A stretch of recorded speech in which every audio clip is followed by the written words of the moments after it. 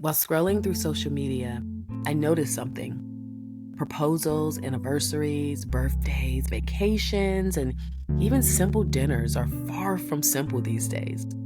It appears that they are more grand and certainly more expensive. Gone are the days when a simple teddy bear or a box of chocolates would suffice. I'm seeing expensive jewelry and handbags and trips. Scrolling through social media, you would think that we've forgotten about the top 1% or that the top 1% is now the 99%. How is it that there are so many thousandaires and millionaires in this fancy world? Why are we seeing so many people willing to go in debt for a picture, or more notably, for likes of others? Unfortunately, we women are the worst offenders. Listening to women act like it's cute to be a passenger princess or to beg their husbands for expensive things, or even to hear my homesteading ladies who constantly post about placing expensive or laborious tasks on their husbands last minute as if they're our personal contractors. It's just broken. The promotion of insatiable behavior in women seems to be on the rise. The idea that being a woman means to be a princess is just wrong. Not all women are unsatisfied when it comes to material things. Many are insatiable with their time, emotional attention, careers, and accomplishing goals, to name a few. The list can go on and become quite detailed depending on how the spirit shows up in your life. But you must understand that it is a spirit.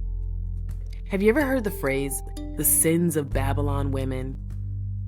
It's not a direct biblical quote, but it often is associated with the symbolic and metaphorical interpretations which is expressed in the book of Revelations. If you go to Revelations chapter 17, verse 5, the woman is described as Babylon the Great, the mother of prostitutes and the earth's abominations. It's a symbolic figure used in Revelation to represent moral and spiritual corruption, idolatry and false religion, political and economic power used for evil, and last but certainly not least, seduction and materialism. She is called a prostitute who rides a scarlet beast, wearing purple and scarlet and adorned with gold and jewels, a symbol of wealth, luxury, and seduction. Her sins include leading nations into idolatry, persecuting the saints and prophets, glorifying herself, living in luxury, and being responsible for the blood of the saints.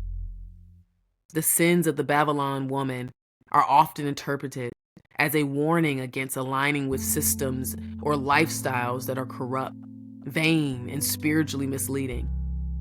I encourage you to read the entire chapter of Revelations chapter 17 through chapter 18 to understand more about this spirit.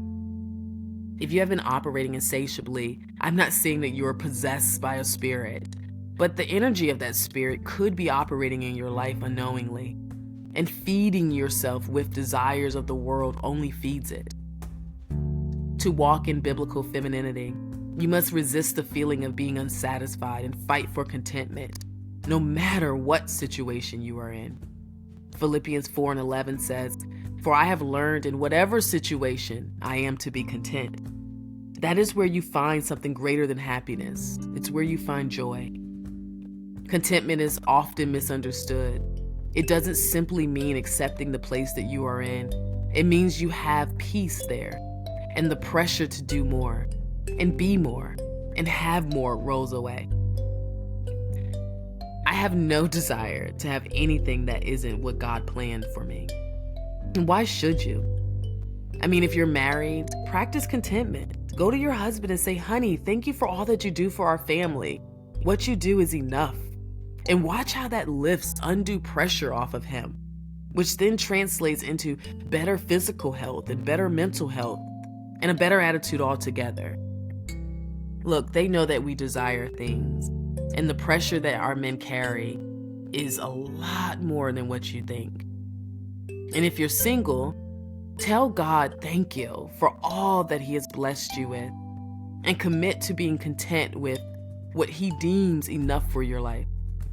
taking control of your impulses and finding joy and contentment wherever you are, no matter the situation.